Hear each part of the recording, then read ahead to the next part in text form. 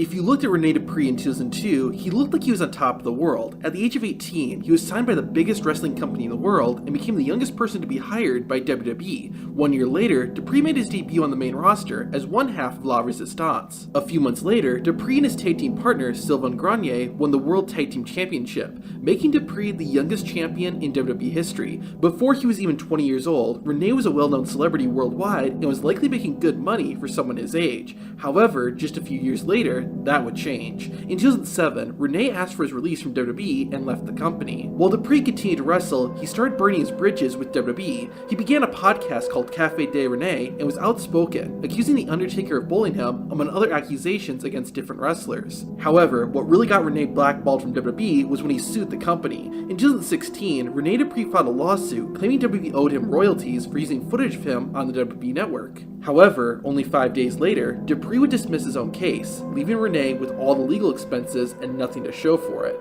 9 years before this, another former WWE star got himself blackballed, but his reason might be more noble. After spending about 5 years wrestling in WCW, Mark Mero started working for their rival, WWE. While his career wasn't long, one of Mero's biggest accomplishments was winning the Intercontinental Championship. However, he might be best known for his storyline with his wife, Sable. Mero wrestled his final WWE match in 1998 and retired from wrestling several years later. In 2007, Mero re-entered the spotlight when he was interviewed following the murder-suicide of WWE wrestler Chris Benoit, during which he said this. Let's look at the real problem here. Let's look at what really killed many of these wrestlers, and that is the sport of professional wrestling, of what these guys have to put their bodies through, put their minds through, put their families through.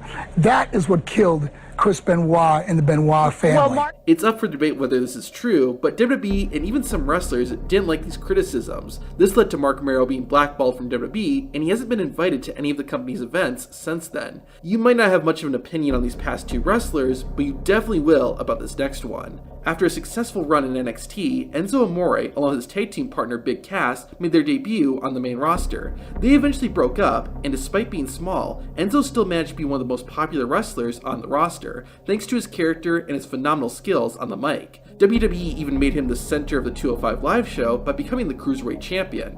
However, Enzo's career took a sharp turn in January 2018. Allegations of rape came out about Amore and that he was being investigated. WWE quickly suspended Enzo and fired him a day later due to Enzo not informing the company. However, Enzo later said he didn't even know he was being investigated until it was made public. Text messages from the woman who made the allegations would later surface that seemed to imply the affair she and Amore had was consensual. However, the accuser claimed she was still drugged when she sent them, and they were taken out of context. A few months later, the investigation was dropped due to insufficient evidence. Despite this, WWE didn't offer Amore his job back, but Enzo would do something that ruined his chances of ever making a return. At the 2018 Survivor Series pay-per-view, Amore disguised himself as a regular fan and sat near the front row. During the show, he stood up and began making a scene. Security soon grabbed a hold of Amore and kicked him out of the arena.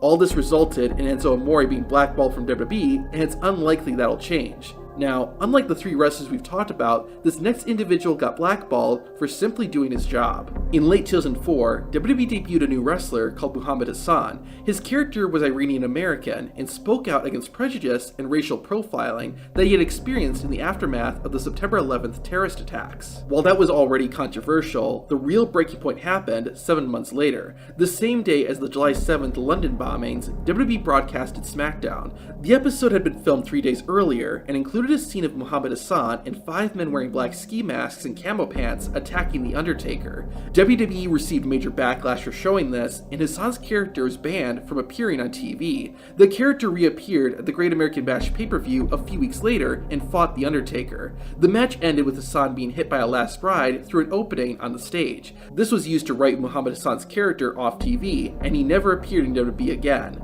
The man who played the character, Mark Capani, was released from his WWE contract shortly after this and was never given another chance. Even today, WWE never mentions Muhammad Hassan and has gone so far as to remove his name from matches on the WWE network. Hassan was just doing what he was told to do, but this next wrestler situation is a bit more complex. After breaking into the wrestling business in the 80s, Shane Douglas's career exploded in the 90s. He wrestled for all 3 major wrestling companies in the US and won championships in every single one, including the Intercontinental Intercontinental title in WWE. Douglas left WWE in late 1995, and his relationship with the company ended on bad terms due to payment. Additionally, before leaving, Shane got injured and couldn't compete in what was supposed to be his final WWE match. This made WWE owner Vince McMahon furious, and Douglas himself didn't have much interest in ever returning. This is probably why Douglas has been outspoken and critical of WWE ever since parting ways. You know, he won't go in a room by himself anymore since Kevin Kelly beat the shit out of him.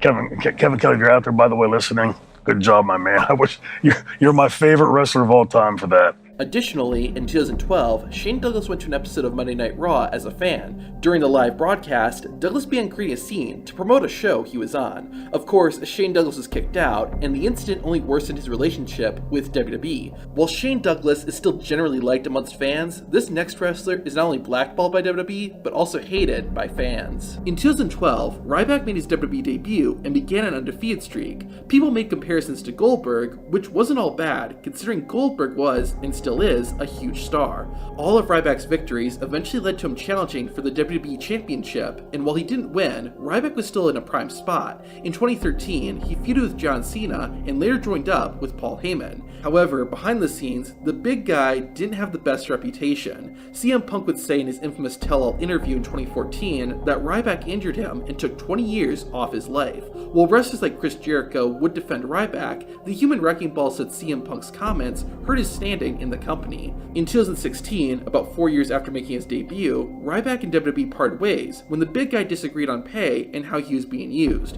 While his reputation didn't help, Ryback hasn't done himself any favors since leaving WWE. He's spoken out about how the company pays wrestlers and has made multiple inflammatory comments, saying wrestling is fake and championships are just props, among others. This has gotten Ryback not only blackballed from WWE, but has made him practically unhireable. Now, while all the wrestlers we talked about did something that hurt their career, this next person absolutely destroyed their future. Alberto Del Rio made his WWE debut in 2010 and was instantly pushed as a main event star. He won the Royal Rumble about 5 months after making his first appearance. In almost exactly 1 year after joining the company, Alberto won the WWE Championship. He won several titles during his career, and the chairman of WWE, Vince McMahon, personally was a big supporter of Del Rio. However, this positive momentum was suddenly derailed. In 2014, Alberto Del Rio slapped a WWE employee backstage who made a racist joke about him. WWE responded by firing Alberto due to unprofessional conduct. Despite this, Del Rio was given a second chance and returned to WWE about a year later. However, this comeback would also fall off the tracks. About 10 months after making his return, Alberto opted out of his contract. Around that same time, Alberto started dating and was later engaged to fellow WWE wrestler Paige. Their relationship was a disaster, with Paige later saying the former WWE champion physically abused her, while Del Rio denied it, saying she was the aggressor. While that incident did not lead to legal action against Alberto Del Rio, something else did. In May 2020, Del Rio was arrested for allegedly battering and assaulting his girlfriend. He would later be charged with aggravated kidnapping and sexual assault. However, the charges would be dropped in December 2021. These incidents all have two sides to them, but they have made Alberto Del Rio infamous. While the potential for Alberto Del Rio to become a main event WWE star was possible at one point, it seems that those doors are forever closed. These wrestlers also had doors closed on them, but it was due to career-ending injuries. To see those, watch this video.